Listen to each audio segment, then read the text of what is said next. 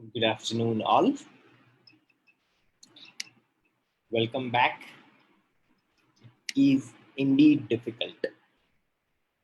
हम 4 दिवसीय ये online intensive sessions on physical literacy and high performance sports. दिन चौथा, पड़ाव पांचवा. आज इस कार्यक्रम का पांचवा और आखिरी सेशन. हमारी यह जर्नी का हम आज आखिरी सेशन अटेंड करने जा रहे हैं. कुछ एक विचार लेके माननीय कुलपति महोदय डॉक्टर अर्जुन सिंह राणा जी, जो हर हमेश फिजिकल एजुकेशन के लिए कुछ ना कुछ नया, कुछ ना कुछ अच्छा नॉलेज अपग्रेडेशन के लिए करना चाहते हैं, उन्होंने ELMS के साथ बैठ के कुछ नया डिजाइन किया, नया डेवलप किया.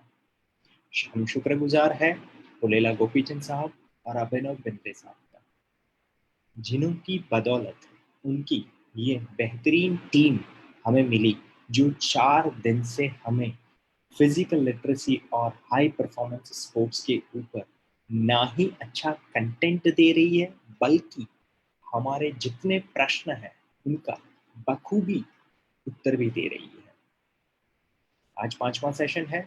आज के सेशन के बाद स्वर्णिम गुजरात स्पोर्ट्स यूनिवर्सिटी जैसे ऑनलाइन सर्टिफिकेट देती है, वैसे ही कुलपति महोदय की हाजिरी में कुलपति महोदय द्वारा सारे पार्टिसिपेंट्स को सर्टिफिकेट भी दिए जाएंगे.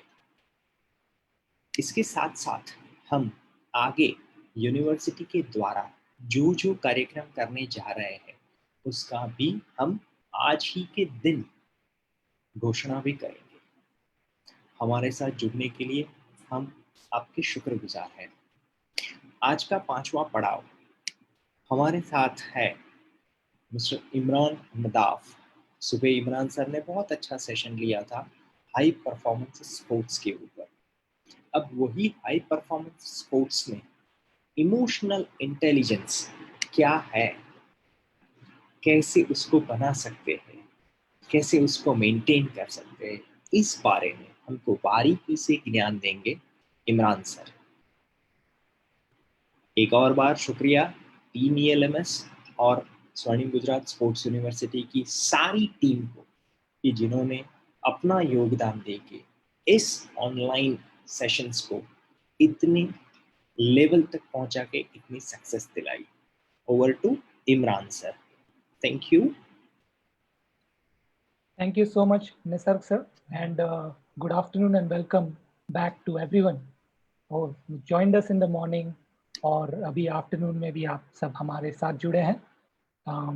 Really happy to be presenting this content, sharing this knowledge with you. think emotional intelligence कैसा subject है जिससे high performance का एक बहुत ही delicate connection है. Morning में हमने मोटा मोटा जो हमारा स्पेसिफिक एरिया ऑफ टॉपिक था वो हाई परफॉर्मेंस क्या है, कॉन्सेप्ट क्या है और उसके दो अलग अलग महत्वपूर्ण पहलू क्या है, उस पर हमने फोकस किया. Not only from an individual perspective but also as a system high performance कैसे ऑपरेट करता है और एडमिनिस्ट्रेटर और बाकी जो हमारे कोचेस टेक्निकल एक्सपर्ट्स हैं ये लोग कैसे मिलकर काम कर सकते हैं from a technical knowledge, skill and ability perspective. इस पोर्ट को, इस सिस्टम को मैनेज करने के लिए इसके बारे में हमने एक प्रयास किया कि एक ओवरऑल पर्सपेक्टिव आपको प्रोवाइड किया जाए. नाउ हमने देखा कि एक हाई परफॉर्मेंस जो कॉन्सेप्ट है ये वैसे तो काफ़ी कॉम्प्लेक्स लगता है हमें, क्योंकि इसमें कई सारे प्रोसेसेस थे जो बहुत ही इम्पोर्टेंट थे और जिनका साथ में एक साथ काम करना बहुत ही ज़रूरी है. बट इन प्रोसेसेस को हमने देखा कि जो अगर इनको प्रॉपरली इम्प्लीमेंट करना है तो इसके पीछे जो हमारे सारे स्टेक होल्डर्स हैं, coaches, athletes, support staff, administrators, partners, sponsors, ये हमने देखा कि ये सभी लोगों का जो है योगदान बहुत ही इम्पोर्टेंट है. And so it is fair to say that at the end of the day high performance जो होता है it is being driven by people. चाहे जितने भी उसमें सिस्टम के प्रोसेसेस इन्वॉल्व हो, इन सबको चलाना आखिर हम लोगों को है। So if people are the one who drive performance, then what is it that drives people? ये सवाल बहुत ही महत्वपूर्ण हो जाता है। अगर आप इसकी गहराई में जाए तो you will realise that most of the time in any situation it is our emotions that drive us. As human beings हम सब चाहते हैं कि कोई भी सिचुएशन में हम सोच समझ कर फैसला ले, हम सोच समझ कर एक्ट करें, but we are designed in such a way कि जैसे ही कोई सिचुएशन होती है, जैसे कोई घटना घटती है, उसका सबसे पहले हम we feel about it and then we think about it. So that's why having that emotional control कि जो हमारे साथ हम एक्सपीरियंस कर रहे हैं, चाहे वो एक्सटर्नल एनवायरनमेंट में या फिर लोगों के साथ, जो भी चीज़ें हम एक्सपीरियंस कर रहे हैं, उसका हमारा इमोशनल जो रिएक्शन हो, वो हम उसको मैनेज करें पहले. अगर हम वो कर पाएंगे तभी हम सही फैसले ले पाएंगे, सोच समझ के करके एक्शन ले पाएंगे, and then we will be able to access our knowledge. That is why emotional intelligence and its role and importance in high performance, ये हमारा फाइनल टॉपिक है आज का, जो कनेक्ट करेगा आपको एक ब्रिज की तरह. हर एक के पास, आप सब लोगों के पास अपना अपना टेक्निकल ज्ञान है. You may be coaches, some of you are experts in your respective field of sports science, and then some of you are administrators like me. But at the end of the day, हमको हमारी अगर technical skills को apply करना है results के लिए on the ground, तो हमें ये ज़रूरी है कि हम जाने कि how do we work well with others. वो भी, उनके पास भी अपना एक्सपर्टीज है, उसके साथ हम मिलजुल कर कैसे काम करें, प्रेशर सिचुएशन को कैसे हैंडल करें, और उसके साथ ही साथ हम लोग ये कोशिश करें कि हम फैसले जो लें वो सोच समझ के लिए, ना ही रिएक्ट करें सिचुएशन. सो मैं अभी स्क्रीन शेयर करना चाहूँगा. Hope everybody can see my screen now. Yes, sir, it is visible. Okay, great. तो ओवरऑल ऑब्जेक्टिव है कि क्योंकि हमारे पास समय बहुत कम है, इस सेशन में emotional intelligence is a very deep and complex topic just like high performance. हम इसमें उसके क्या पहलू है वो समझेंगे और कुछ एग्जाम्पल से कनेक्ट करेंगे कि ये हमें कैसे हेल्प कर सकता है. If you guys are interested, we can do a full workshop, maybe a 1-day workshop, 2 or 3 days workshop, wherein we can go deeper into each of these concepts. तो शुरू करते हैं आज का ये सेशन इमोशनल इंटेलिजेंस पे. But इससे पहले कि हम ये जाने कि एग्जैक्टली इमोशनल इंटेलिजेंस क्या है, देखते हैं कि ओवरऑल हम एज ह्यूमन बीइंग्स हम लोग कैसे बिहेव करते हैं, कैसे रिएक्ट करते हैं एनी सिचुएशन में. Now, all of us human beings, we have been gifted with 3 key qualities जो हम सभी में होते हैं और जो हमें हेल्प करता है to determine how to think and act in any situation. And together, these 3 key qualities give us a picture of the whole person, and it also helps us understand कि मैं एज एन इंडिविजुअल मैं अपना best कैसे दे पाऊंगा, क्योंकि हर कोई एक दूसरे से अलग है. आप जिस तरह से परफॉर्म करते हैं इफेक्टिवली, ज़रूरी नहीं है कि मैं उसी तरह परफॉर्म करूं, और इसीलिए ये तीन जो की क्वालिटीज़ है इनको समझना ज़रूरी है. सबसे पहले आता है अपनी पर्सनालिटी.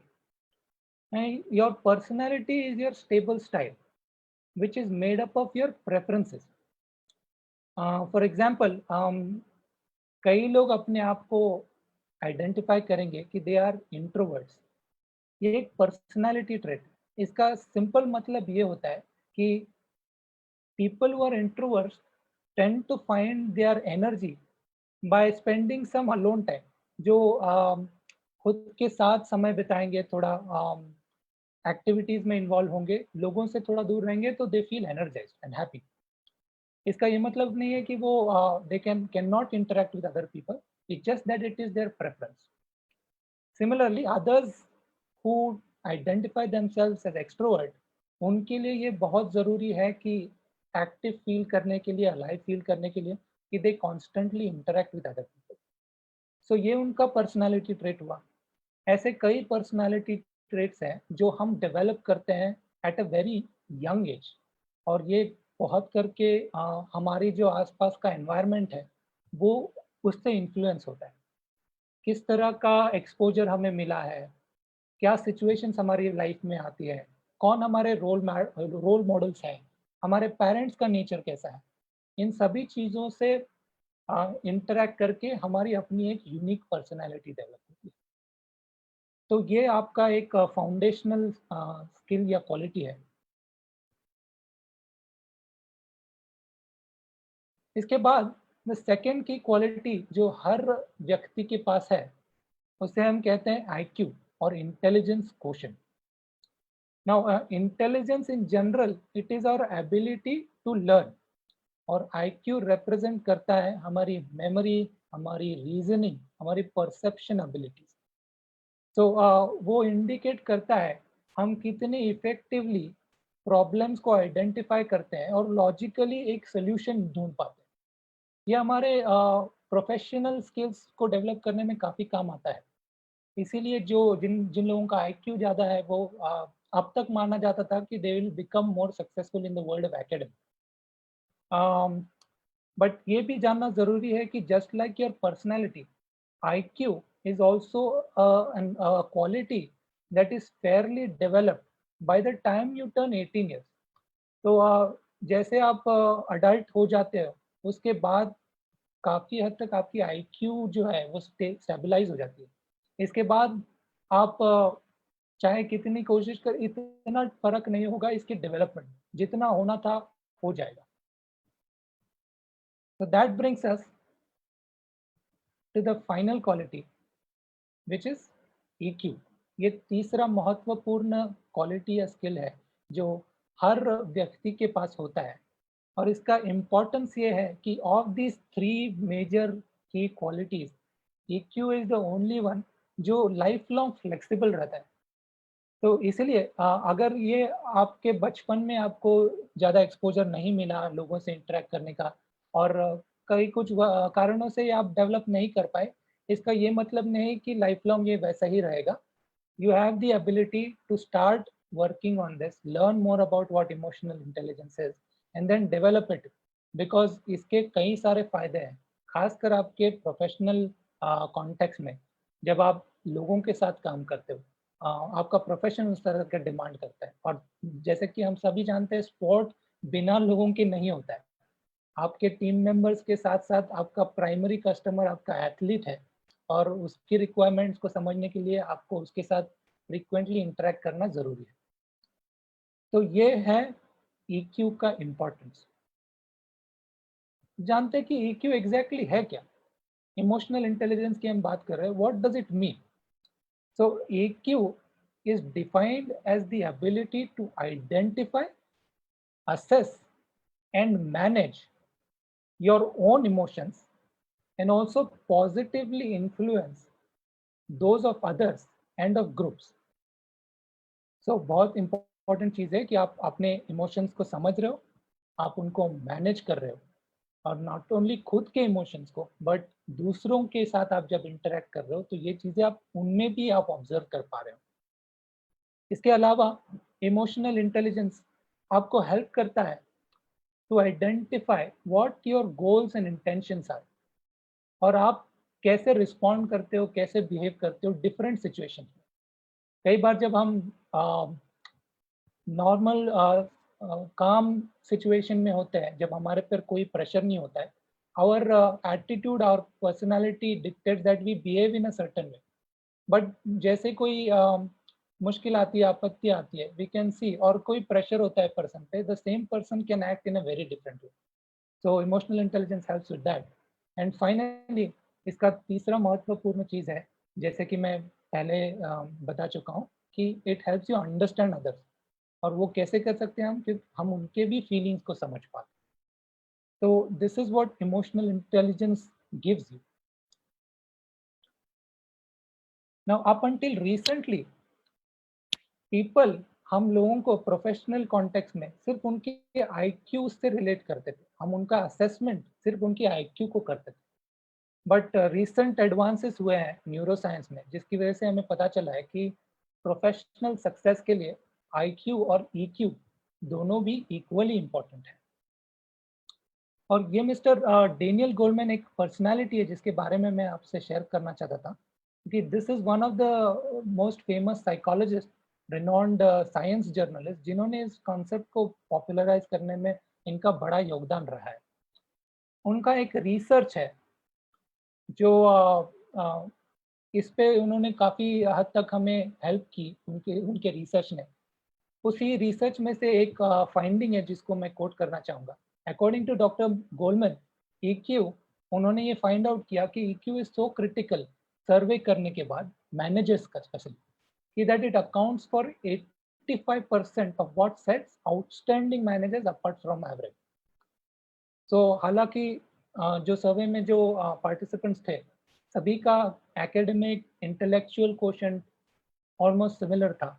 डिफरेंस जो पाया गया उनके सक्सेस में was primarily associated from this finding to their emotional intelligence. तो ये फाइंडिंग्स को काफ़ी वर्ल्ड ओवर सबने नोट किया गया, क्योंकि ये बहुत ही एक पाथ ब्रेकिंग फाइंडिंग था in that period of time. ये लेट अर्ली 80s 90s की बात है। तो इससे आज सभी लोग मानते हैं कि EQ is really important for our professional success, especially as you start moving into leadership position. जब आपको लोगों को मैनेज करना होता है, आपकी प्राइमरी रिस्पॉन्सिबिलिटी आपका खुद का इंडिविजुअल आउटपुट नहीं है। आपकी प्राइमरी रिस्पॉन्सिबिलिटी है कि आप दूसरों से कैसे अच्छा काम करवाते हैं, और इसीलिए अपने आप को और दूसरों को जानना बहुत जरूरी होता है। सो लेट्स लुक एट कि इमोशनल इंटेलिजेंस के 4 कोर डोमेन्स क्या है, जिसके जरिए हम इसको समझ सकते हैं और इसके पे हम लोग काम कर पाएंगे। इमोशनल इंटेलिजेंस का एक मॉडल है, डेनियल गोलमैन जी की ही बदौलत ये बनाया गया है, और इसमें देयर आर 4 की क्वालिटीज जो हम सबको डेवलप करनी चाहिए। इनको 2 मेन एरियाज में फर्दर सेग्रीगेट किया गया है। पहला एरिया को हम कह सकते हैं पर्सनल कॉम्पिटेंस, क्योंकि ये उस स्किल से एसोसिएटेड है जिससे हम अपने आप को मैनेज कर सकते हैं बेटर। और इसमें 2 जो मेजर डोमेन्स हैं उनको कहते हैं हम सेल्फ अवेयरनेस और सेल्फ मैनेजमेंट। और दूसरा जो मेजर एरिया है इमोशनल इंटेलिजेंस का, उसको नाम दिया गया है सोशल कॉम्पिटेंस, क्योंकि ये उन स्किल से रिलेटेड है जो हमें दूसरों से इंटरैक्ट करने में, उनको समझने में बहुत ही मदद करता है। इसीलिए इन दोनों कॉम्पिटेंसीज को भी जो नाम दिया गया है वो भी इससे रिलेटेड है। इसे हम कहते हैं सोशल अवेयरनेस और रिलेशनशिप मैनेजमेंट।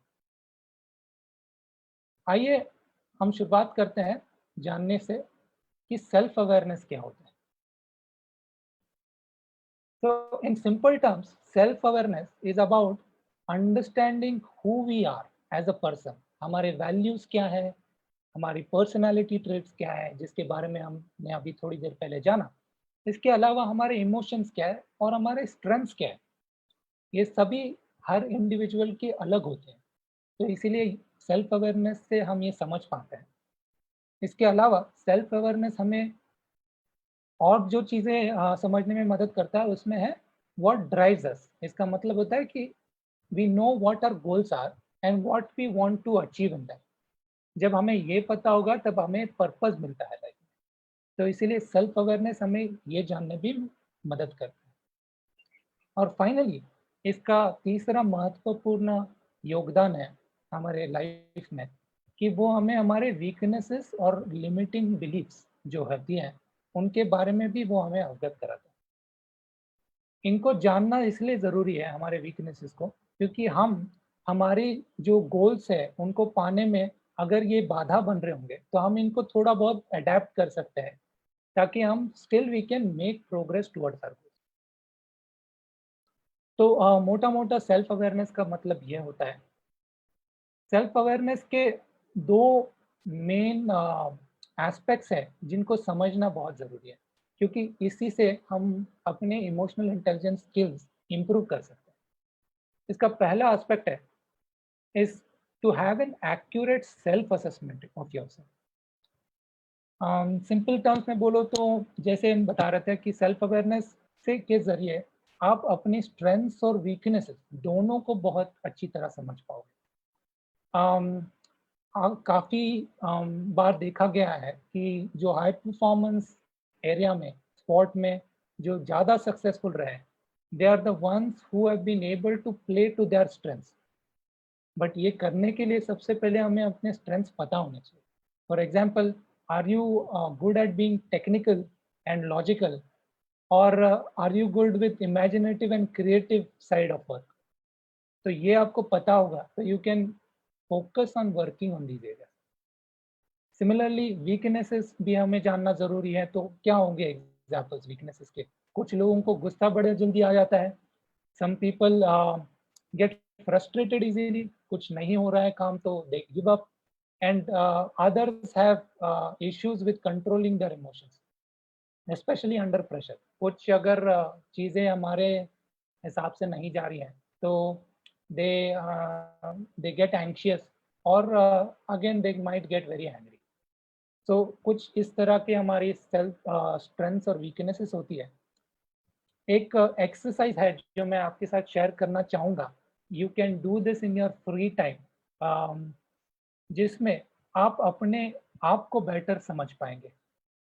So इस एक्सरसाइज में क्या करते हैं, specially you should do this with either somebody who knows you well, so like a friend or family member, और अगर आपको इसको वर्क कॉन्टेक्स्ट में यूज करना चाहते हैं तो you can ask your boss और someone who is a colleague to help you with this. इसको कैसे कर सकते हैं कि सबसे पहले आपको अपने आप के स्ट्रेंथ्स और वीकनेसेस लिस्ट डाउन करना है। Sit down in a quiet place and then focus अपने आप अपने टोटल एक्सपीरियंसेस को रिफ्लेक्ट कीजिएगा, और फिर उसके बेसिस पे try to identify what are your core strengths and weaknesses.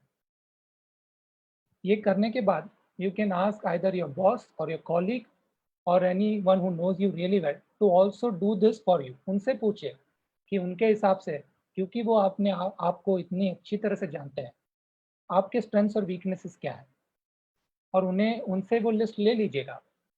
फिर आपको करना है कि दोनों लिस्ट को कंपेयर करना है, और वो कंपैरिजन के साथ ये जो एक 2x2 मैट्रिक्स है इसका आप यूज कर सकते हैं। उस दोनों लिस्ट में से जो भी आपको स्ट्रेंथ्स एंड वीकनेसेस कॉमन दिखेंगे, जो आपने भी लिखे हैं और औरों ने भी आपको बताया कि आप में है, जो कॉमन स्ट्रेंथ है, जो कॉमन वीकनेसेस है, उनको आप इस 2x2 मैट्रिक्स में जो ओपन एरिया लिखा हुआ है येलो पार्ट में, उसमें आप उसको लिख लीजिएगा। फिर आप क्या कर सकते हैं, जो रिमेनिंग आपके स्ट्रेंथ और वीकनेसेस है जिनको बाकियों ने नहीं आइडेंटिफाई किया, आपके लिस्ट में से जो भी रिमेनिंग लिस्ट है उसको आप लिख लीजिएगा in the area which is called the facade, जो बॉटम लेफ्ट है इस क्वाड्रेंट में आता है। और फाइनली जो रिमेनिंग स्ट्रेंथ और वीकनेसेस है जो आपके फ्रेंड के लिस्ट में है, आपके बॉस के लिस्ट में है, आप उसको ट्रांसफर कीजिएगा द ब्लाइंड स्पॉट, जो टॉप राइट कॉलम है इस मैट्रिक्स में। आप ये करेंगे तो यू विल रियलाइज कि there is certain difference in the way you see yourself. आप अपने आप में जो खूबियां देखते हैं या खामियां देखते हैं, वो बहुत बार ऐसा होगा कि it will be different in the way others see you. कुछ उसमें सिमिलैरिटीज होंगे, कुछ नहीं होंगे। तो ये जानने की वजह से then you can start working कि कैसे इस डिफरेंस को मिनिमाइज करें, क्योंकि हमारा गोल है कि हमारे जो specially in the work context हमारे कॉलीग्स, हमारा बॉस हमें इतनी अच्छी तरह से जाने कि वो हमें वो तरह की असाइनमेंट दे जो हमारी स्ट्रेंथ से रिलेटेड है, and for that they should know what you are good at, what you are not good at. And if you have to work on certain things which are your weaknesses, you can also identify opportunities for development and you can ask for it with your seniors. Finally जो unknown वाला column है, ये sheet को अगर आप अपने पास रखेंगे हमेशा, इट विल हेल्प यू कि जब भी कोई नया एक्सपीरियंस आता है जिसमें हम रियलाइज करते हैं कि ओ ये भी मेरा एक स्ट्रेंथ है जब जो जिसके बारे में मैं अब तक नहीं जानता था। तो it there will always be such moment when you realize something new about you. तो उसको if you keep it in your mind, come back and transfer it in the sheet slowly and steadily, ये जो matrix है आपका, ये आपको अपने आप को समझने में इतना हेल्प करेगा कि over time you will know most things about yourself, and that is the key to self confidence. क्योंकि आपको पता होगा एग्जैक्टली कि क्या आप कर सकते हो, कैसे कर सकते हो, और अगर कोई आपकी चुनौती है आपके सामने, उसको आप कितनी बेटर तरीके से डील कर सकते हो। So that was a small aspect of self-awareness. The second aspect is emotional self-awareness. ये दूसरा पहलू है अवेयरनेस का। पहला तो हम स्ट्रेंथ एंड वीकनेसेस समझना चाहिए। इमोशनल सेल्फ अवेयरनेस में क्या होता है, we recognize our own feelings and how they impact our performance. Now, as human beings, you all know that we are capable of expressing a range of different emotions. जैसे कि ये table दर्शाता है, and we can use a various different words to express them. We are excited, we are overjoyed, for example, जब हम खुश होते हैं, और जब वो खुशी की लेवल इतनी ज़्यादा नहीं है तो we sometimes say words like okay, I am satisfied, I am just happy, जो सिचुएशन में हम हैं। तो ये टेबल का एक जरिया है जिसके थ्रू हम ये समझ सकते हैं कि at the core there are 5 feelings और emotions that we all experience. इन ये है खास करके happiness, sadness, anger, fear and shame. तो ये जो 5 कोर फीलिंग्स है, इसी से निकलकर हमारी जितनी भी इमोशनल रिएक्शंस होती है कोई भी सिचुएशन को, वो निकल कर आती है। As a person, as an individual, for your own self development, हमें ये जानना ज़रूरी है कि हम कौन से सिचुएशन में किस तरह से रिएक्ट करते हैं। नॉट ओनली दिस, इसके अलावा हम किस इंटेंसिटी से उस फीलिंग को एक्सपीरियंस कर रहे हैं, ये भी जानना ज़रूरी है। जैसे कि एक एग्जांपल मैं आपको दूं, जब हम एंग्री होते हैं, अगर उसकी इंटेंसिटी थोड़ी थोड़ी सी हो, ज़्यादा ना हो, जैसे लो इंटेंसिटी में हम थोड़ा फील कर रहे हैं अनॉयड या इरिटेटेड, तो इसमें हमारी जो रिएक्शंस होंगी वो शायद इतनी डैमेजिंग ना हो। We will still be able to work in our normal way, और उससे हमें ज़्यादा कोई नुकसान नहीं होगा। लेकिन अगर आपने ऑब्जर्व किया है कि कई सिचुएशंस में जब जिसमें आपको गुस्सा आता है और वो गुस्से की इंटेंसिटी इतनी बढ़ जाती है कि वो टाइम पे आप कुछ ऐसे एक्शंस लेते हो जिसके बारे में आप बाद में रिग्रेट करते हो कि अरे मैंने ऐसा नहीं बोलना चाहिए था या फिर मैंने ऐसा नहीं करना चाहिए था। तो दैट मीन्स कि वो लेवल ऑफ इंटेंसिटी है वो इमोशन की, it is not healthy for you, और उसको आप मैनेज करना चाहिए। और आप तभी मैनेज कर पाओगे जब कोई भी सिचुएशन में पहले आप अवेयर होगे कि अरे मैं इस तरह का फीलिंग एक्सपीरियंस कर रहा हूँ। तो ये जो एस्पेक्ट है सेल्फ अवेयरनेस का, आपको मदद करेगा इन द मोमेंट कुछ रिएक्शन करने से पहले उस तरह का अवेयरनेस क्रिएट करने के लिए। So that was a brief introduction to what self awareness is. आगे बढ़ते हैं सेकेंड एस्पेक्ट की तरफ, जो सेकेंड डोमेन है इमोशनल इंटेलिजेंस का, जिसे हम कहते हैं self management. Now, self-management is basically about the ability to use your awareness of your own emotions to stay flexible and direct your behavior positively. जिसका मैं एग्जांपल दे रहा था अभी इमोशनल सेल्फ अवेयरनेस से related. You are being aware of your emotion that you are angry, you are remaining flexible कि उस anger को मैं किस तरह से यूज करूँ, गुस्सा करूँ या फिर मैनेज करूँ। जो भी आपके लिए पॉजिटिव बिहेवियर है, सेल्फ मैनेजमेंट से आप वो पॉजिटिव बिहेवियर को चूज कर सकते हैं instead of reacting in a default way, जो हमेशा से आप करते आ रहे हैं उसी को उसी तरह से रिएक्ट करने की बजाय now you will get the ability to choose कि मैं कैसे रिएक्ट करूँ सिचुएशन में। So that's the main point of self-management. It also gives you the ability to remain clear and focused when you're experiencing strong emotions. तो कई बार ऐसा होता है कि कोई भी सिचुएशन में हमारे इमोशंस इतने स्ट्रॉन्ग, जैसे खास करके एथलीट्स और कोचेस के साथ जरूर होता है कि इतने कोई क्रंच मैच में एंड मोमेंट में कोई मिस्टेक हो जाता है किसी एथलीट से, तो at that point of time हमारा थिंकिंग इतना क्लाउडी हो जाता है because we are angry, we are frustrated. पूरी जो मेहनत की गई थी साल भर की, और पर्टिकुलर एक मिस्टेक की वजह से maybe have lost a tournament. तो इसके वजह से आप क्या होता है कि when the match is over, as a coach you might blast the athlete, उसके पे गुस्सा करोगे, which is probably not the best way of reacting, क्योंकि आगे उस एथलीट को और दूसरे भी टूर्नामेंट खेलने। तो ऐसे सिचुएशन में सेल्फ मैनेजमेंट कैसे दिखाएंगे? We can do that by being able to tolerate uncertainty.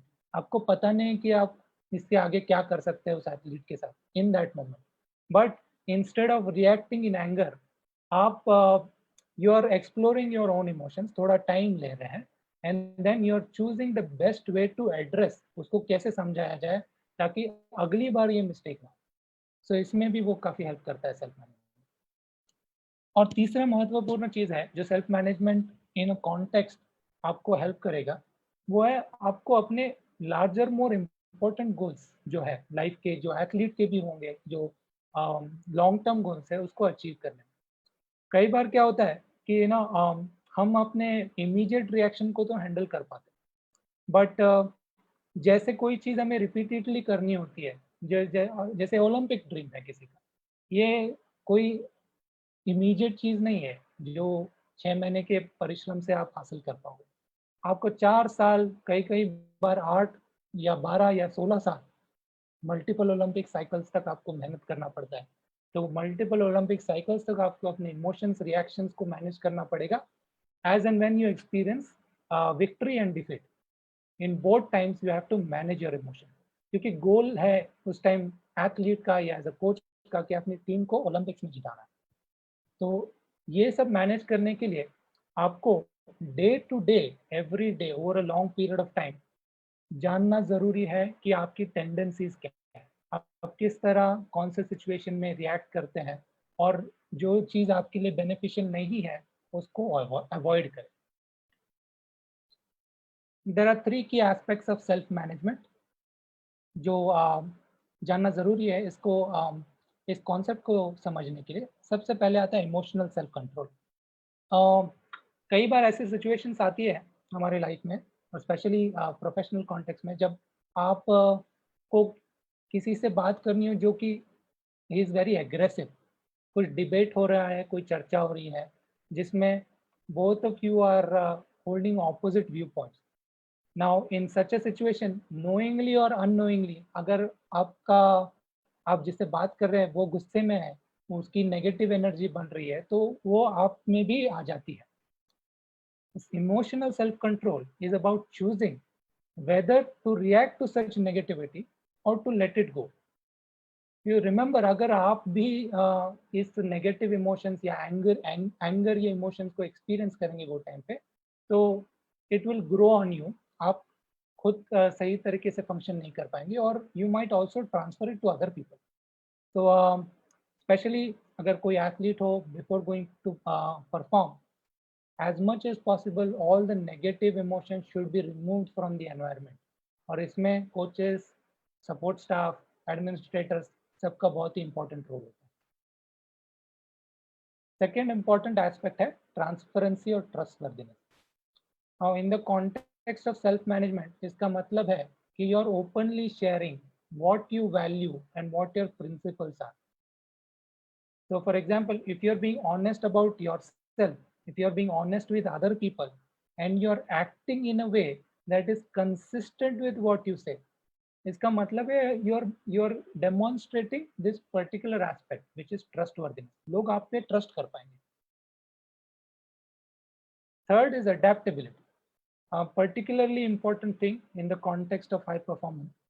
Adaptability का मतलब है you can change what you're thinking, change your mind when certain situations tend to change. So this is basically a difference between planning and strategizing. इसका सबसे best example है अभी जो situation है now, ये कोविड-19 की वजह से जो भी एथलीट्स या फिर कोचेस के जो प्लान्स थे, that they have all gone out of the window. We were so close to Tokyo 2020. आपने बहुत ही माइन्यूट तरीके से प्रिपेयर किया होगा, स्पेशली एलीट एथलीट्स जो पार्टिसिपेट कर रहे हैं, but suddenly all that planning is gone out of the window. Now, adaptability is about how you can still make use of the available time so that जब ये अगले साल होंगे competition, आप अपना गोल तभी फिर से अचीव कर पाओ. कई बार क्या होता है कि अगर ये कंपोनेंट नहीं रहेगा तो any change like this can have a negative effect. और क्योंकि अभी वक्त मिला है परफॉर्मेंस अपने गोल से दूर हटने के लिए आपको मौका मिला है. If you are not able to adapt to this situation, you might not be able to reach the same level of performance. अगला जो इम्पोर्टेंट चीज़ है जिसके बारे में बात करना चाहूँगा वो डिलीजेंस, जिसका मतलब होता है persistent effort. Again this can help you in managing yourself and your responsibilities better. Diligence is a concept, वो हमें हर चीज़ में, हर एस्पेक्ट ऑफ लाइफ में हमारी हेल्प करता है, right from managing our finances to fulfilling our commitment to other people. क्योंकि now you understand कि अगर कोई responsibility आपकी है, if you want to do something, it is up to you. At the end of the day, no one but you is responsible. और उसी mindset को लेके आप किसी और के पे blame ना करते हुए, you will understand this is what I want to do and you will do it. Finally, जो पांचवा जो important aspect है सेल्फ मैनेजमेंट का, उसे हम कहते हैं self talk. Self talk is something which we all experience. It is our inner voice. हमेशा से या तो वो पॉजिटिव होता है या नेगेटिव होता है, and it's mostly influenced by our belief system. तो बहुत ज़रूरी है कि हम हमारी जो इनर वॉइस है उसको हम नेगेटिव ना होने दें, क्योंकि it can have a very damaging effect on our confidence and therefore our performance.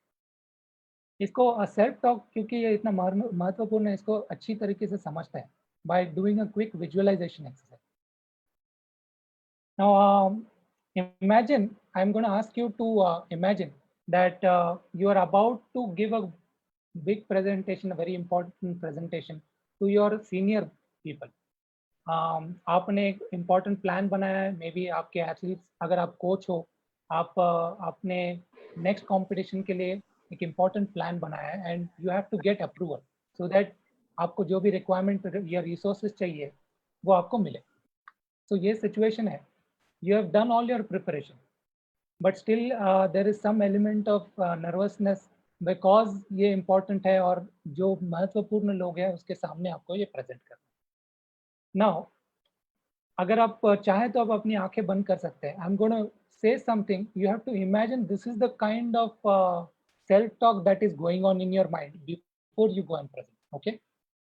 So if you want to experience how self-talk works, you can close your eyes. I'm going to read out what your self-talk is. Oh, I hate giving presentations. I always feel awkward in the spotlight, and I'm sure that everyone is expecting me to fail. Like last time when I fell down over a chair, I never seem to get anything right, and I'm sure this is going to be no different. I know I'm going to mess up the entire situation. So if you have closed your eyes, yeah, I will ask you to open it. But जिन्होंने ये read किया, सभी के लिए, if you can share your experience with me with the from the chat box. अगर इस तरह का negative self talk के साथ you go and do something, any performance, मैंने सिर्फ एक simple example लिया presentation का. अगर कोई athlete भी अगर ऐसी self talk के साथ फील्ड पे जाता है बिफोर स्टार्टिंग द कंपटीशन, तो उसका क्या इफेक्ट होगा उसके परफॉर्मेंस पे. Anyone would like to share?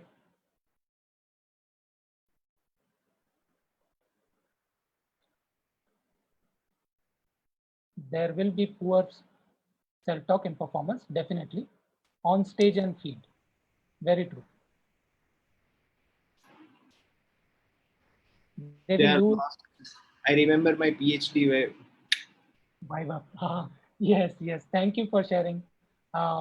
Definitely, वो आपकी जिंदगी का बहुत ही इम्पोर्टेंट पॉइंट होगा आपकी सक्सेस के लिए. तो इट इज नेचुरल कि अहम मोमेंट पे जब पर्टिकुलरली आपको रिजल्ट ज़्यादा मैटर करता है, ऐसे टाइम पे इस तरह के नेगेटिव सेल्फ टॉक आते हैं माइंड में. यस, आपका कॉन्फिडेंस गोज डाउन, और जैसे कॉन्फिडेंस लो होता है तो automatically even before the competition starts, you have reduced your chances of success. So thank you for sharing. बहुत ही relevant आपने पॉइंट शेयर किए मेरे साथ, अपने पर्सनल एक्सपीरियंसेस भी शेयर किए. चलो अब इसको ना we will change the scenario. Same situation है, सेम रिक्वायरमेंट है, but instead of this negative self talk, this person has learned to have a positive self-talk routine. अगर आप आंखें बंद करके you want to listen to this like guided meditation, that is fine. If you want to read it with me, that is also fine. We'll go to the next scenario. Same scenario है और ये है self-talk. This is going to be a real challenge, and I'm sure I can rise to it. Last time I gave a presentation, it went pretty well. Okay, so I fell over the chair, but even that raised a laugh. So I know that I get things right more often than not, and that's why I'm sure this is also going to be a good experience. So ये alternate scenario है. इसमें this person has learned to have a positive self-talk routine. तो इस scenario में किस तरह का outcome expected है, अगर आप फिर से चैट बॉक्स के जरिए अगर मेरे साथ शेयर करेंगे तो I would appreciate it. More confident, definitely.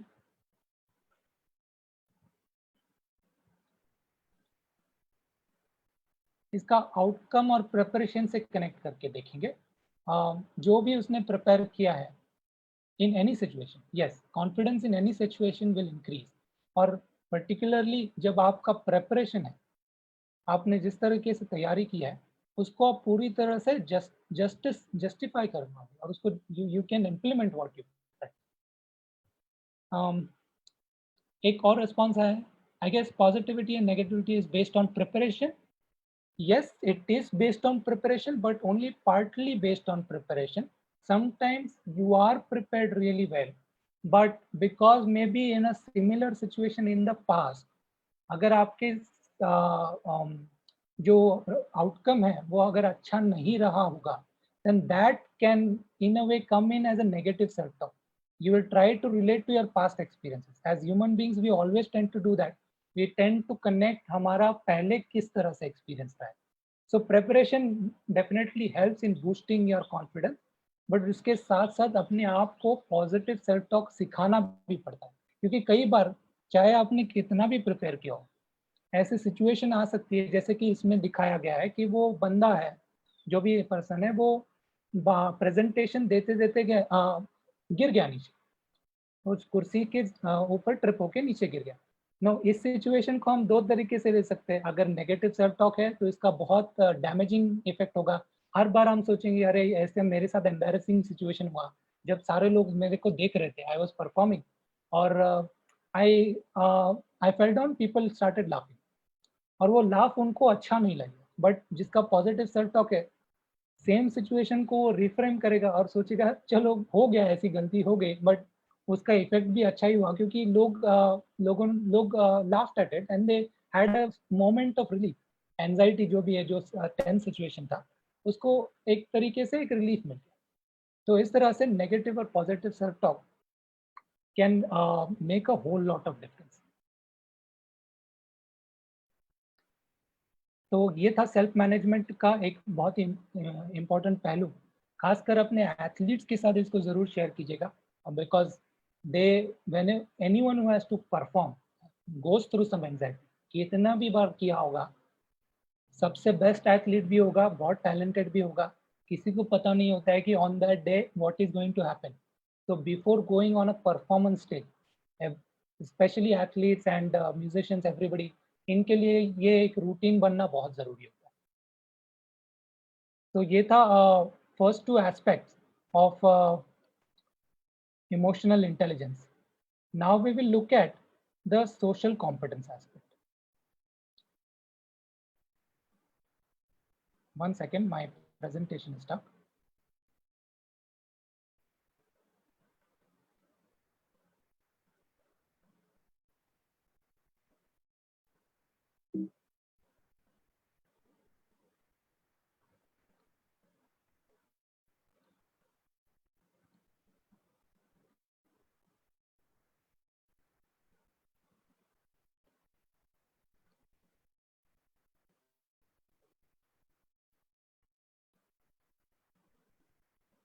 Apologies, मेरा presentation stuck हो गया. I'll open it again. So your slide is not visible. Yes, yes. वो presentation बंद हो गया. तो let me open it again. Yeah, sure.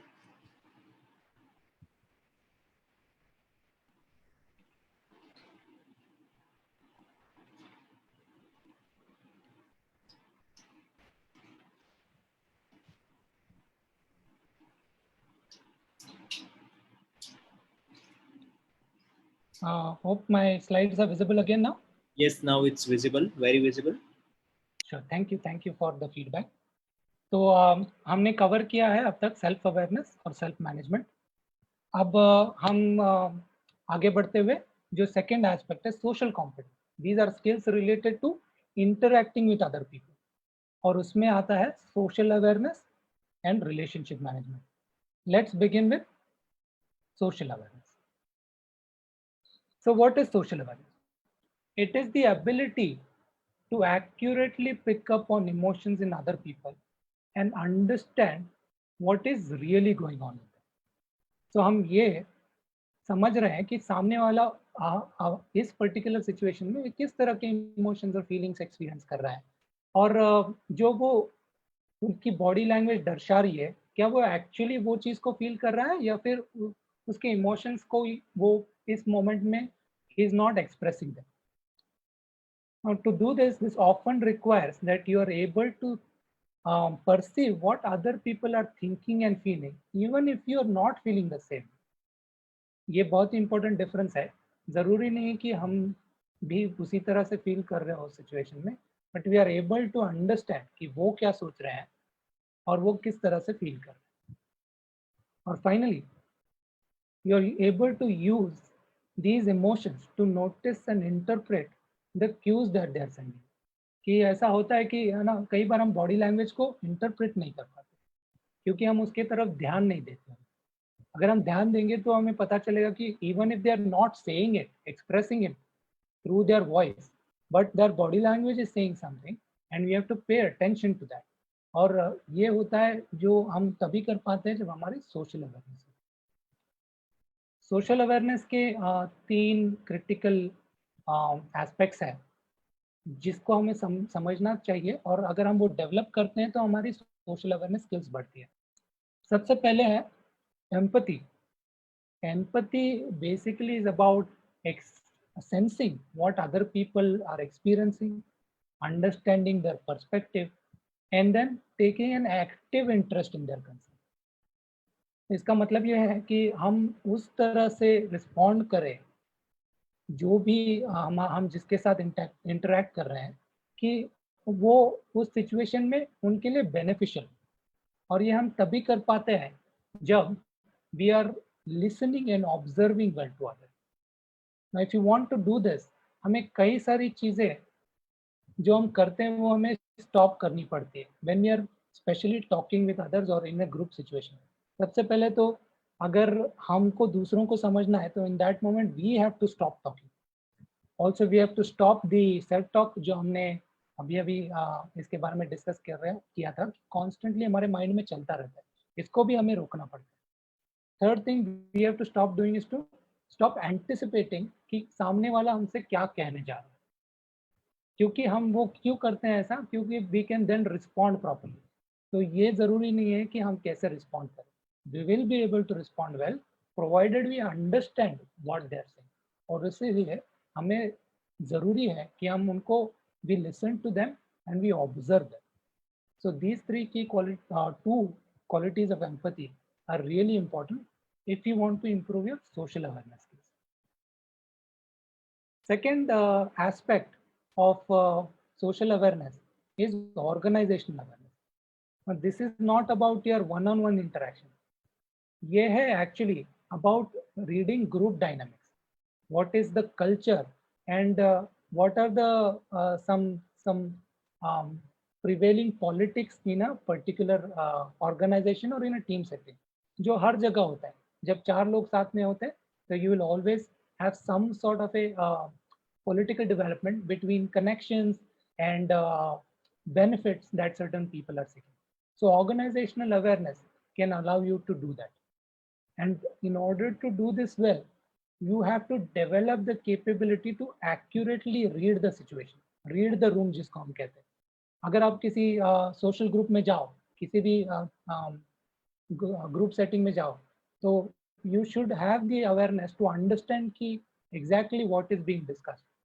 अगर आप ये समझे बिना you go and start saying what you want to talk about, then it will often be considered rude and unprofessional.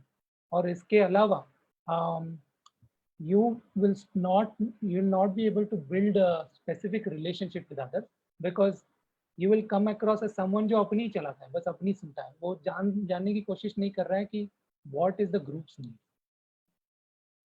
And finally, the third key important aspect of social awareness is service orientation. इसका meaning ये है कि you are able to identify what other people's needs are and accurately serve those needs. इसका एक बहुत ही अच्छा example देना चाहूँगा मैं। This is about a renowned athlete, एक डाइविंग स्पेशलिस्ट है, डाइवर है, ओलंपिक डाइवर, जो बहुत ही टैलेंटेड था और from a very young age people expected great things from him. So बहुत ही जल्दी उसे सीनियर कॉम्पिटिशन्स में हिस्सा लेने का मौका मिला। So here is this particular moment जो मैं आपके साथ शेयर करना चाहता हूँ। In that moment he was selected as the best top 18 divers in the country, जो एक national competition में हिस्सा ले रहा है। Now the night before this competition, this athlete was really restless, क्योंकि ये उसके लिए उसके ज़िंदगी का सबसे इम्पोर्टेंट अब तक का कंपटीशन रहा है। उसे पता है उसके ऊपर बहुत सारी एक्सपेक्टेशंस है। Everybody was already talking about him as the one who could actually win this competition at such a young age. So ऐसे टाइम पे वो बहुत रेस्टलेस था क्योंकि वो श्योर नहीं था कि वो एक्सपेक्टेशंस को मीट कर पाएगा कि नहीं। So seeing that his coach went to him and the athlete shared, this diver shared with him what was going through his mind. So इस moment में there is a moment to service the needs of the athlete. Now as a coach, what could you possibly do? मैं share करूंगा कि वो coach ने क्या किया, but I would like to ask from you your perspective. In situation में किस तरह से हम एथलीट को संभाल सकते हैं? Any suggestions from your side?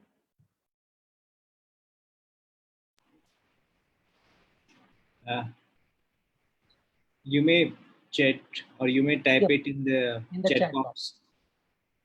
Participants, आप लोग chat box में अपना feedbacks दे सकते हो।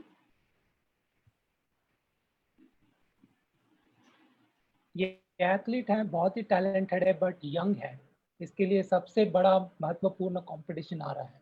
How would you make sure that his motivation is at the right level और या फिर वो परफॉर्मेंस प्रेशर ना ले? इसमें कोई राइट और रॉन्ग आंसर नहीं है और मैं जस्ट एक कॉन्टेक्स्ट दे रहा हूँ आपको। तो spending more time with him with some lighter moments in which he feels comfortable, the way Himanshu. Yes, thank you Himanshu ji share करने के लिए। उसके स्किल्स के बारे में बताएंगे उसको। ये भी एक ऑप्शन काफ़ी कोचेस यूज करते हैं। एंड अगेन डिफरेंट एथलीट्स के साथ डिफरेंट चीज़ें वर्क करती है। तो कई कई केसेस में ये हो सकता है, you as the coach, you if you know the athlete well, you will be able to choose the right option. अब मैं शेयर करूंगा कि इस कोच ने क्या किया। इस कोच ने समझा, क्योंकि वो उसको अच्छी तरह से जानता था, instead of telling him that you know you are so talented, you will be able to do well, आपके पास वो स्किल्स है, ये बताने के बजाय या फिर उसको दूसरे रिलैक्स करने के बजाय उसने उसका प्रेशर ही कम कर दिया। उसने उसको बोला कि remember that at this such a young age you are already in the top 18 of this competition, of a national competition. So कल अगर जाके आप सबसे खराब भी परफॉर्मेंस करते हो तो at the most you will be the 18th most successful or 18th most ranked diver in this country, which is a big achievement in itself. तो वो छोटे से बच्चे के लिए जो कि 13-14 साल का था उस टाइम का, उसके लिए एक तरीके से पूरा जो प्रेशर था परफॉर्मेंस करने का वो निकल गया, because now he was saying thinking about like I will still be the 18th most important most talented athlete, most talented diver in this country. So ये एक अप्रोच था, एक सर्विस ओरिएंटेशन का अप्रोच था कोच का, कि वो जानता था कि बच्चा सहम गया है, उसके लिए एक ये बहुत ही नया एक्सपीरियंस है। And so in that particular moment he realize क्या बोलने से उसका जो है परफॉर्मेंस जो नेगेटिवली अफेक्ट ना होगा और उसका माइंडसेट होगा वो सही माइंडसेट में होगा, ताकि वो परफॉर्म कर पाए दूसरे। So just an example to share with you, आप लोगों ने जो भी शेयर किया that also works with different athletes depending on what the athlete is, and that's why social awareness is so important, क्योंकि आपको पता चलेगा कि कैसे लोग बिहेव करते हैं किस स्टिम्युलस को। सोशल अवेयरनेस का एक क्विक सेल्फ असेसमेंट एक्सरसाइज करते हैं आपके साथ अभी। ये खास करके आपको एक मैट्रिक्स दे पाएगा, एक टूल है जो आप अपने आप को असेस कर पाएंगे कि फिलहाल आप किस तरह से अपने आप को देखते हैं आपके सोशल अवेयरनेस स्किल्स के नज़रिए से। अगर आपके पास पेन एंड पेपर हो तो you can note this questions और देयर रिस्पॉन्सेज। मैं आपको कुछ प्रॉम्प्ट्स आपके साथ शेयर करूंगा, उसके आंसर्स में आपको बस इतना चूज करना है कि how accurately this particular aspect of social awareness relates with you. Okay, एक क्वेश्चन देता हूँ, आपको समझ में आ जाएगा इजीली। तो ये प्रॉम्प्ट है कि if you look at your own experiences, you are you realize that your colleagues always tend to keep themselves to themselves, वो आपके साथ ज़्यादा शेयर नहीं करते हैं। और मैं यहाँ पे सभी कॉलीग्स की बात कर रहा हूँ, तो कॉन्टेक्स्ट ऐसा है कि कुछ लोग तो हमारे क्लोज मित्र होते हैं, उनसे तो हम हमेशा से ही we can understand them really. But अगर ऐसा आपके साथ रिफ्लेक्ट ऑन योर एक्सपीरियंसेस कि जिन जिन लोगों के साथ आपने काम किया है, have there been any situations where you were not able to recognize what is going on with your coworker? उसमें आप रिस्पॉन्सेस में चूज कर सकते हैं। अगर ऐसा आपके साथ बार बार होता है तो ऑलमोस्ट ऑलवेज, कभी नहीं हुआ है तो ऑलमोस्ट नेवर, और इन बिटवीन जो है वो फ्रीक्वेंसी है। तो you can choose one of these options.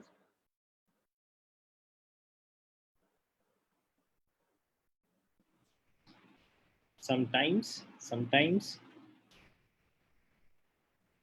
we have two sometimes and we are waiting for more attendees to revert.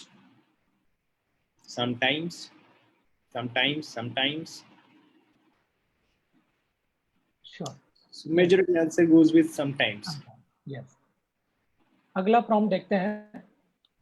I get on well with each of my team members. यहाँ पे अब बात होती है कि you not only are working with them as a co-worker, you know them really well. So, and again, this is each and every team member. एक या दो नहीं, जिसके जो मे बी आपके फ्रेंड्स हो. It always comes. Great. The first answer always, second answer always, almost always. Oh, there is one rarely in between. Yes, it is possible. It's always, always. So majority goes with always. Yes. Thank you for sharing. कुछ अगला prompt देखते हैं. I find it easy to read other people's emotions. और ये मैं work context में नहीं, इसको हम पूरा सोशल लाइफ की नज़रिए से देखेंगे. फ्रॉम एवरी एक्सपीरियंस, अगर आप फैमिली में हो या फिर आप आपके वर्क ऑर्गेनाइजेशन में हो या फिर आपके फ्रेंड सर्कल में हो, क्या आप इजीली समझ पाते हैं दूसरों के इमोशंस को, particularly in situation? Almost always, most of time, sometimes people, ये बहुत ये इंडिविजुअल रिस्पॉन्सेज है, so there are no right और रॉन्ग आंसर्स. अपना हर एक का एक्सपीरियंस के हिसाब से रहेगा. अगला जो प्रॉम्प्ट है, it's unpredictable how my colleagues, ये वर्क कॉन्टेक्स्ट में again, will feel in any given situation. तो ये स्पेसिफिकली उन एक्सपीरियंसेस पे आप रिफ्लेक्ट कीजिएगा जब आप एक्सपेक्ट कर रहे थे कुछ पर्टिकुलर रिएक्शन, लेकिन एक्चुअली में जो रिएक्शन आया वो टोटली डिफरेंट था. एक सिंपल एग्जांपल है कि आपने कुछ जोक शेयर किया अपने कॉलीग्स के साथ और आपको लगा कि वो everybody will be happy in the life, but आपने नोटिस किया कि one of your coworkers was actually not, may be कुछ उसके पर्सनल लाइफ से कुछ चीज़ कनेक्टेड होगी, that why he took it otherwise. तो ये एक जस्ट एग्जांपल था जब आप कुछ एक्सपीरियंस, आप एक्सपेक्ट कुछ कर रहे थे और रिएक्शन कुछ और है. अगले प्रॉम्प्ट की तरफ बढ़ते हैं. People prefer to work with me in preference to equally talented colleagues in office. तो कई बार आप एक्सपीरियंस करेंगे कि even somebody let's say who is not in your department will come and seek your help, या आप breaks जब लेते हो, सोशल ब्रेक्स, तो they will come and talk to you, maybe because you are very good at solving problems or understanding other people, so they come and share things with you. अगर ऐसा होता है तो उस हिसाब से आप चूज करें.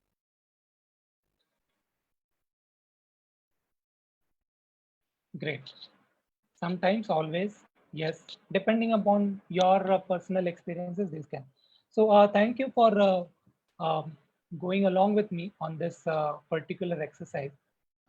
इसका मकसद ये था कि एक तरीके से हम सेल्फ असेस करें, थोड़ा सा आत्मचिंतन करें कि with regards to social awareness किस हद तक हम दूसरों को जानते हैं.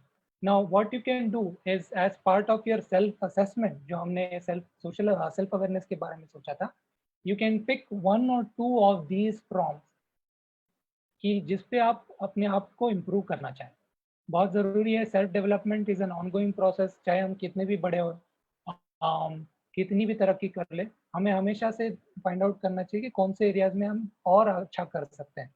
तो from a social awareness perspective, अगर आपको लगता है इन 5 जो मैंने अलग अलग टाइप के सिचुएशंस आपके साथ शेयर किए, उनमें से कोई पर्टिकुलर सिचुएशन या particular way of responding to situation पे आप काम करना चाहे, तो वो आप आइडेंटिफाई कीजिएगा और you can then connect it with your strengths and weaknesses sheet, so it remains with you.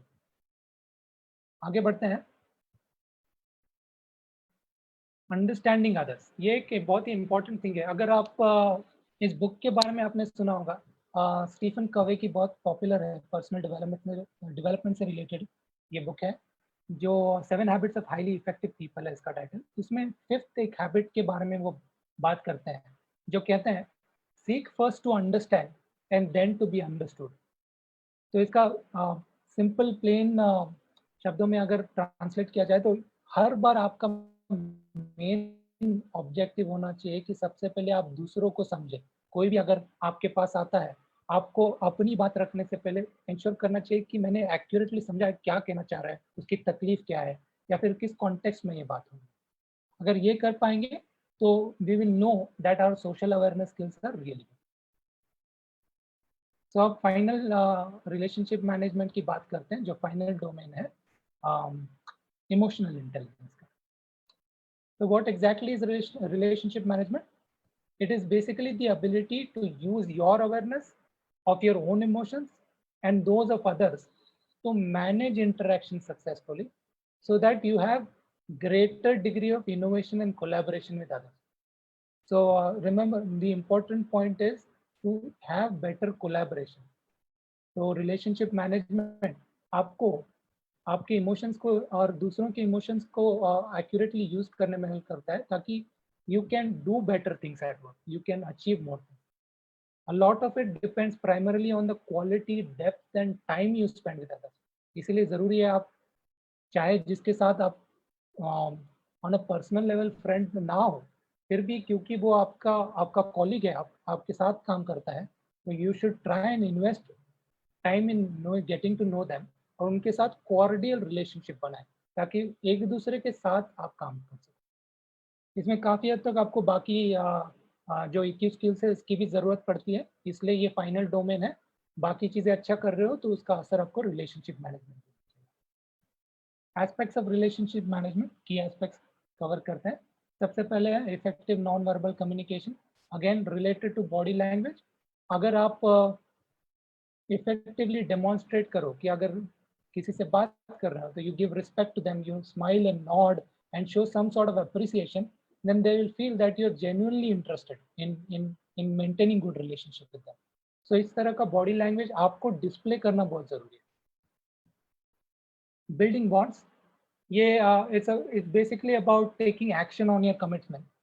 Just अच्छी बातें बोलना जरूरी नहीं है अपने कॉलीग्स के बारे में, अपने बाकी रिलेशनशिप के बारे में। You have to constantly show, demonstrate it through actions, और कैसे आप उनको वैल्यू करते हैं। If you do that, then your relationships with the people will keep on strengthening. और फाइनली जो तीसरा बहुत ही इंपॉर्टेंट एस्पेक्ट है रिलेशनशिप मैनेजमेंट का, उसे कहते हैं कॉन्फ्लिक्ट मैनेजमेंट और रेजोल्यूशन। इसके दो महत्वपूर्ण पहलू है। सबसे पहले है the ability to de escalate disagreement. तो कई बार ऐसा होता है कि ग्रुप सेटिंग में कुछ डिबेट हो रही है, कुछ चर्चा हो रही है, और क्योंकि सबके अलग अलग व्यू पॉइंट्स है, heated argument हो रही, people start arguing with each other, they start shouting with each other. ऐसे मोमेंट्स में अगर आपके पास ये स्किल है कॉन्फ्लिक्ट मैनेजमेंट का, तो you can delicately handle such A situation so that it doesn't boil over और इससे कोई नुकसान ना हो। इसका दूसरा पहलू है कि आप इस तरह के कॉन्फ्लिक्ट को आप ऐसे यूज करें जिससे कि आपके रिलेशनशिप्स इंप्रूव है।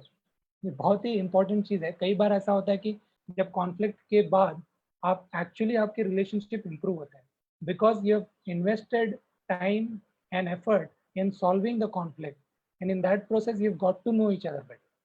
सो ये दो तरीके से हम कॉन्फ्लिक्ट मैनेजमेंट हमारे लिए यूजफुल है।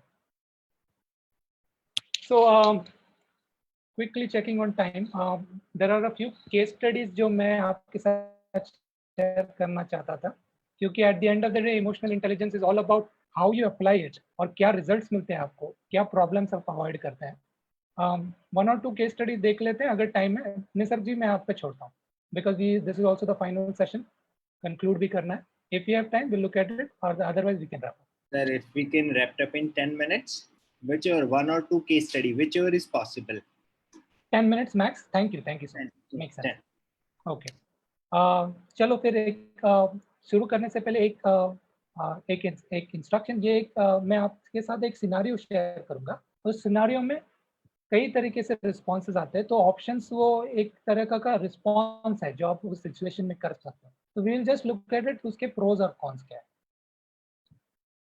तो ये एक सिनारियो है। You are hired as a high performance manager in a large sports academy where you are working with athletes. एक recent meeting में ऐसा होता है कि you see that while explaining the good achievements that you have done, one of your colleagues takes credit of your work. तो आपने कुछ काम किया है, लेकिन उस मीटिंग के दौरान वो चीज़ कोई और आपका जो कोवर्कर है वो बता रहा है कि उसने किया या फिर उसका योगदान।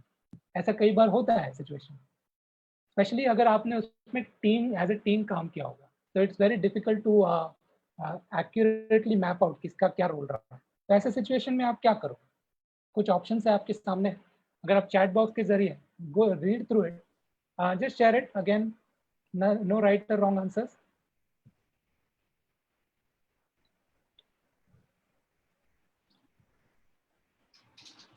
We are waiting. We are waiting for the answers. It's taking time because people are reading all the options. Yes. On a small screen, it takes time to read it. Yes. Do you think I should read it out loud, Sarji? If you could please give highlight of each point. Sure. Not even verbally, but a highlight. Okay. तो पहले इसमें आप directly इसको response है कि you confront that person, आप बोलते हो, आप डायरेक्टली उसके साथ आर्ग्यू करते हो कि ये आपने गलत चीज़ बोली है, ये क्रेडिट मुझे डिजर्व करता है क्योंकि काम मैंने किया है। तो इस तरह से आप उससे इमीडिएटली आप रिएक्ट कर रहे हो सिचुएशन में। दूसरे सिचुएशन में आप वो टीम मेंबर को बाद में सेपरेटली जाके मिल रहे हो और उससे बात कर रहे हो कि ऐसा ऐसा हुआ, आई वुड अप्रिशिएट कि फ्यूचर में आप ऐसा ना करें। तीसरे सिचुएशन में आप बिल्कुल कॉन्फ्लिक्ट को अवॉइड कर रहे हो, आपको पता है कि कुछ नहीं होने वाला है, ये तो टीम मेंबर की हमेशा की आदत है तो इसलिए आप वो कुछ नहीं करते। और फाइनली फोर्थ सिचुएशन में आप उसी मोमेंट में आप decide, you also express your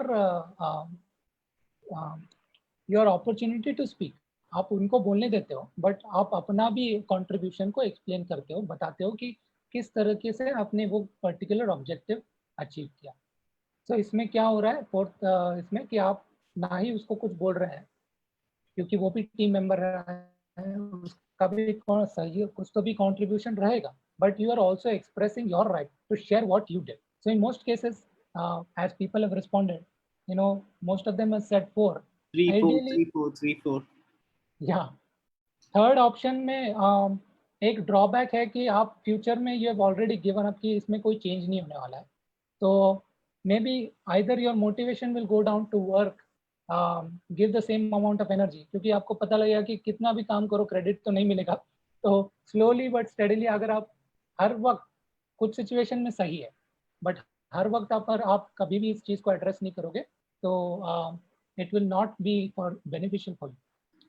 fourth सबसे बैलेंस्ड है, सेकंड भी अच्छा ऑप्शन है अगर आपको लगता है कि बाय मिस्टेक हुआ होगा, क्योंकि आप वो पर्सन को अच्छी तरह से जानते हैं, he may not have done purposefully, so in that situation option 2 would be good, but in most other situation we can go with option 4. Second case study देखते हैं, हमारे पास 5 मिनट और है। Yes. One of your coaches, this is about an administrator, one of your coaches has just called you to complain about the work of the strength and conditioning and the physical trainer, because आप उनसे कुछ specific development चाहते थे with your athletes, और वो coach देख रहा है कि ये नहीं हुआ है, he is very angry, is very rude, और बोल रहा है क्या कर रहे हैं लोग, कुछ काम के नहीं है, ऐसा बोल से वो आपके पास कंप्लेंट कर रहा है, तो आप कैसे रिस्पॉन्ड करो?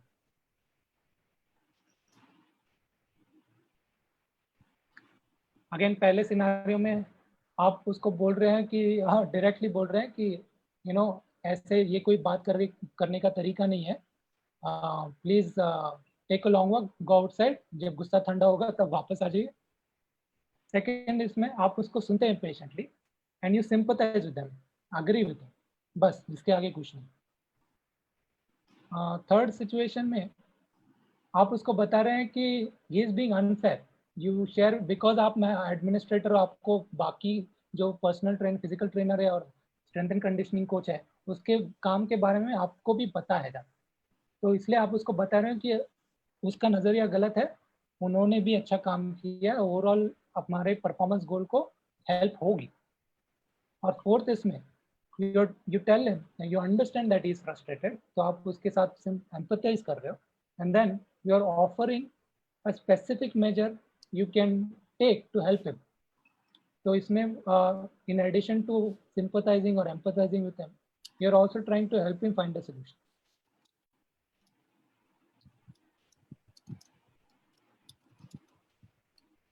That talks से देखे जाए तो काफ़ी लोगों ने 3, 4 बोला है, 3 and 4 बोला है.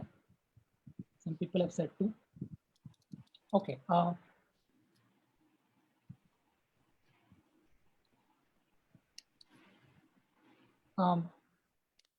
तो बस इस फाइनल केस स्टडी के साथ हम रैप करेंगे. इसका अगर देखा जाए तो पहले सिचुएशन में again you are just being upfront. अगर आपके साथ कोच के साथ अच्छे रिलेशन है तो मे be you can be so direct with him. अगर उसका ओपिनियन गलत है इस मामले में तो depending on the situation and your relationship you can choose. Second में you are just empathising with him, you are understanding, but you are not offering any solution. So in some cases situations it is fine if it is only a one-off situation. But अगर आपने देखा कि ये coach का यही pattern है, हर बार उसके हिसाब से कुछ नहीं होता है तो वो गुस्से में आके चिल्लाता है और आपके पास आके कंप्लेन कर रहा है, तो इस मामले में ये प्रॉब्लम सॉल्व नहीं होगी इस अप्रोच से. तो if you have seen a pattern तो इस तरह से रिस्पॉन्ड ना कीजिएगा. थर्ड में आप उसको ओवरऑल पिक्चर बता रहे हैं और समझा रहे हैं कि बाकी जो टेक्निकल सपोर्ट स्टाफ है उनका रोल क्या है. Now in normal situation it is a really good option because हम उसका भी नॉलेज बढ़ा रहे हैं, बट इसका एक सही वक्त होता है.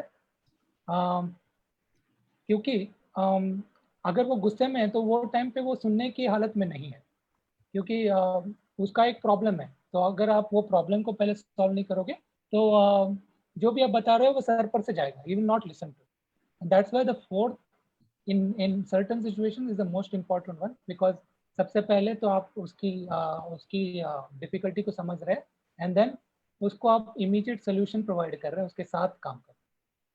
so that's why option 4 in this case is my preferred option. And on that note, hope this was a slightly different but an relevant and an important topic for all of you. Thank you again. आज पूरे दिन भर में आप लोगों का active participation के लिए we have covered a lot of different areas, but over to Nisar ji now and his excellent coordination for this entire session. Thank you sir, thank you very much. आज हमारे यह this is the excellency of a real leader. We have with us Honorable Vice Chancellor Sir, Swarnim Gujarat Sports University, Dr. Arjun Singh Rana sir.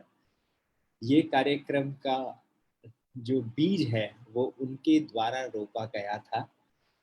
Team ELMS के साथ coordinate करके ये program sir की बदौलत हुआ है. So without any time and any credit, I request Dr. Arjun Singh Rana sir to please address the audience. Arjun Singh Rana sir, Honorable Vice Chancellor, Swarnim Gujarat Sports University. नमस्कार. स्वर्णिम Gujarat sports university ELMS foundation के joint venture द्वारा आयोजित इस physical literacy के विषय पर आज अंतिम चरण में वेबिनार में आप सभी को मैं हार्दिक रूप से स्वागत करता हूं. We are thankful to my friend mister, special thanks to mister Gopichand Pullela ji, doctor Pankaj, doctor Amit, doctor Shruti, Mr. Imran, an entire team of ELMS who have educated us, who have shared their updated knowledge to our physical education teachers, coaches, and all our students and all the participants. आज इस मौके पर मैं आभार भी व्यक्त करना चाहता हूं सभी 100 पार्टिसिपेंट्स का, जिन्होंने बहुत ही उत्साह के साथ रजिस्ट्रेशन करवाया और अच्छे सजेशंस भी दिए. Every day we are getting many emails from our participants to promote and for the growth and development of physical education and sports in Gujarat. So friends, we are also trying for that, and we are always listening to all the physical education teachers by which we can give our best to the Gujarat state. मैं आभार व्यक्त करना चाहता हूं SGSU के स्वर्णिम Gujarat sports university के सभी प्रोफेसर्स का, head of the department, coordinators का और मेरी एडमिन टीम का, और respected Sanjay Joshi sir, registrar sir का स्पेशल थैंक्स कि उन्होंने उनके कीमती समय में से वक्त निकाल के हमें प्रोत्साहित किया और हमारा ये प्रोग्राम आगे बढ़ाने में हमें सहभागी हुए. और इस वेबिनार की सफलता के लिए जो इस पूरे वेबिनार को जिन्होंने अच्छी तरीके से, अच्छे खूबी से कोऑर्डिनेट किया है इन ए वेरी स्मूथ मैनर, वैसे हमारे सीओई मिस्टर निसर्ग पाठक जी का सभी की ओर से और मैं खूब अभिनंदन देता हूं. I am very much thankful to Mr. Nisarg Pathak who has organized this program, who has coordinated this program in a very beautiful way. Thank you, Mr. Pathak. और सभी एक्सपर्ट्स को मैं और आभार व्यक्त कर रहा हूं कि उन्होंने भी पूरे 4 दिन में अपना अपडेट किया हुआ नॉलेज हम लोगों के साथ शेयर किया. Thank you very much for sharing your knowledge. And second thing friends, एक लीडर की सफलता उसकी टीम के ऊपर आधारित होती है. A leader is only successful when his team is working properly and with shoulders to shoulder they have to work with the leader. Or I am very lucky to have the young, dynamic, enthusiastic, a team of professors, coordinators, HODs, my lecturers, my admin officers with me to enhance the performance of Swarnim Gujarat Sports University. Friends, विद्या ददाति विनय, विद्या विनयेन शोभते, इसी मुद्दे को आगे लेके हुए मैं हमारे सभी फिजिकल एजुकेशन टीचर्स को अपील करता हूं कि आप सभी गुरुजन हो और आप गुरुजन अपने शिष्यों को बलवान, चारित्रवान, गुणवान, राष्ट्रवादी बनाए. उन्हें आप मोटिवेट करें, उन्हें आप कॉन्फिडेंस दिलाएं. और सही मायने में इस वेबिनार जो फिजिकल लिटरेसी के ऊपर था उसको आप यथार्थ पुरवार करें और फिट इंडिया मूवमेंट को भी आगे बढ़ाना मत भूलना. इसके साथ आप सभी बच्चों को, सभी स्टूडेंट्स को, विद्यार्थियों को फिजिकली फिट और मेंटली टफ बनाएं. कोरोना जैसी महामारी के सामने भी हमें लड़ना है. आतंकवाद जैसा महादुश्मन जो विश्व का है उसके सामने भी हमें मेंटली टफ और फिजिकली फिट होकर लड़ना है. दोस्तों, जिंदगी बड़ी अजीब चीज है. हम कुछ नहीं जानते अगले पल क्या होगा, मगर जिंदगी तो अपने दम पर ही जी जाती है. दूसरों के कंधों पर तो जनाजे ही उठा करते हैं. इसलिए आओ आज प्रण करें कि हम सब आत्मनिर्भर बनेंगे, अपना काम स्वयं करेंगे और कुछ न कुछ रिसर्च करके नया योगदान फिजिकल एजुकेशन और स्पोर्ट्स के फील्ड में हम लोग जरूर देंगे. और भारत को आत्मनिर्भर बनाने का अपने प्रधानमंत्री परम श्रद्धेय माननीय श्री मोदी साहब और हमारे गुजरात के संवेदनशील मुख्यमंत्री श्री विजय भाई रूपाणी साहब का संकल्प पूरा करें और एक राष्ट्र श्रेष्ठ राष्ट्र, तंदुरुस्त राष्ट्र, स्वस्थ राष्ट्र और अखंड भारत का निर्माण करने में हम योगदान दें. दोस्तों, आज मुझे ये डिक्लेयर करने में खुशी होती है कि पहली बार कोरोना की वजह से हम लोग हमारी यूनिवर्सिटी का जो कॉन्वोकेशन प्रोग्राम था जो मार्च महीने में होने जा रहा था उसको हमें पोस्टपोन करना पड़ा था. मगर ये वेब और टेक्नोलॉजी के माध्यम से हम इसी श्रृंखला को आगे दोहराते हुए, आगे बढ़ाते हुए वेब के माध्यम से स्वर्णिम गुजरात स्पोर्ट्स यूनिवर्सिटी अपना वेब कॉन्वोकेशन 4 जून को सुबह 11 बजे करने जा रही है, जिसके अंदर 500 स्पोर्ट्स स्टूडेंट्स, 500 स्पोर्ट्स स्टूडेंट्स को हम लोग माननीय राज्यपाल महोदय, गुजरात राज्य के माननीय सीएम साहब, माननीय श्री एजुकेशन मिनिस्टर साहब, माननीय श्री स्पोर्ट्स मिनिस्टर साहब के कर कमलों के द्वारा उनको डिग्री प्रदान करेंगे और शो को आगे बढ़ाएंगे. हम लोग थकने और हारने वालों में से नहीं है. We will never tired, we will never lose the confidence. So we are very confident but we are not overconfident. आगे बहुत काम करना है, बड़ी बड़ी बातें नहीं करनी है. We have to work in action. We believe in action philosophy of work. और मैं आप सभी को आमंत्रित करता हूं 4 जून को कि आप लोग भी वेब पर उपस्थित रहें और हमारे स्पोर्ट्स के विद्यार्थियों का हौसला अफजाई करें. I will send you the official invitation to each and everybody with the help of my coordinators of the university. I am also happy to announce the webinar on the research methodology in physical education and sports. दोस्तों, physical education और sports के अंदर PhD करने के लिए research methodology is a very important topic and very important subject. It's a wider area, wider term. और we all are aware that physical education and sports का जो स्टूडेंट है उसको रिसर्च मेथोडोलॉजी के अंदर स्ट्रॉन्ग बनाना है, क्योंकि he can write his research report, he can write his thesis in a scientific manner, in a scientific way as per the guidelines by the UGC. तो उस श्रृंखला को आगे बढ़ाते हुए रिसर्च मेथोडोलॉजी के ऊपर हम लोग एक वेबिनार 21 मई और 22 मई को करने जा रहे हैं, जो हमारा डिपार्टमेंट ऑफ फिजिकल एजुकेशन माननीय श्री हमारे ओम प्रकाश मिश्रा जी जिसको पूरा कोऑर्डिनेट कर रहे हैं, वो रजिस्ट्रेशन और उन्होंने गूगल लिंक भी बना के आप लोगों के लिए छोड़ा है। आप लोगों को मैं आमंत्रित करता हूं रिसर्च मेथोडोलॉजी के इस वेबिनार में, 2 दिन के इस वेबिनार में आप लोग जरूर आइए और रजिस्ट्रेशन करवाइए। दोस्तों, एक और अनाउंसमेंट करने जा रहा हूं, जो 23 मई को 23 मई को एथलेटिक्स जो है वो सभी गेम्स की बेस है, फाउंडेशन है। एथलेटिक इज द बेस, खेलकूद। उसके अंदर what are the rules and regulations and how the updated rules we are going to apply in the at the college level, at the grassroot level, school level till the Olympic level. तो उसके ऊपर एक webinar 1 दिन का हम लोग हमारे department of physical education की ओर से हमारे कोऑर्डिनेटर डॉक्टर सुधीर कुमार शर्मा जी ने रखा है, वो पूरा कोऑर्डिनेट कर रहे हैं, जिसका अंदर भी मैं आप लोगों को इनवाइट करता हूं कि आप लोग उसमें आइए, उसमें हिस्सा लीजिए और रजिस्ट्रेशन करके हमारे साथ आप आदान प्रदान, ज्ञान का आदान प्रदान करने के लिए जुड़ जाइए। स्वर्णिम गुजरात स्पोर्ट्स यूनिवर्सिटी के दरवाजे पूरे गुजरात, पूरे इंडिया के physical education and sports science के सभी टीचर्स के लिए, प्रोफेसर्स के लिए, सभी स्टूडेंट्स के लिए 24/7 365 डेज खुले हैं। We are very open minded. आप लोग आइए, हमारे साथ जुड़िए, आपके सजेशंस दीजिए, what we can give the best to the society and to the best to the physical education world. तो उस हिसाब से हम लोग आप लोगों को बुलाना चाहते हैं, आप लोगों को हम इनवाइट करते हैं। We are very open minded for that. Second thing दोस्तों, अलग अलग टॉपिक के ऊपर अलग अलग एक्सपर्ट्स पूरे महीने में 30 मई तक रोज एक न एक कुछ न कुछ नया इसी श्रृंखला में आगे बढ़ाते हुए वेबिनार की पूरी सीरीज लेके हम लोग आ रहे हैं, जिसके अंदर फिजिकल एजुकेशन एंड स्पोर्ट्स का एक एक टॉपिक, एक एक कॉर्नर को टच किया जाएगा। आप लोग भी उसमें मोस्ट वेलकम हो।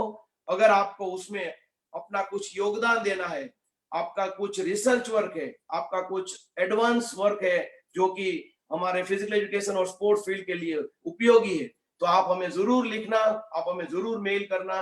निसर्ग भाई, I request you that you just please go through it, to go through all the mails. आप लोग मेल चेक करना और सभी मेल के जवाब देना, एक्सपर्ट्स के द्वारा उसको सेटिस्फैक्टरी आंसर मिले, और सजेशंस भी आप ले लेना, ताकि हम अगली मीटिंग में उस सजेशंस को हमारे साथ जनरलाइज करके, डिस्कस करके, एनालाइज करके कुछ अच्छा हमारे गुजरात के अंदर फिजिकल एजुकेशन और स्पोर्ट्स फील्ड में हम दे सके।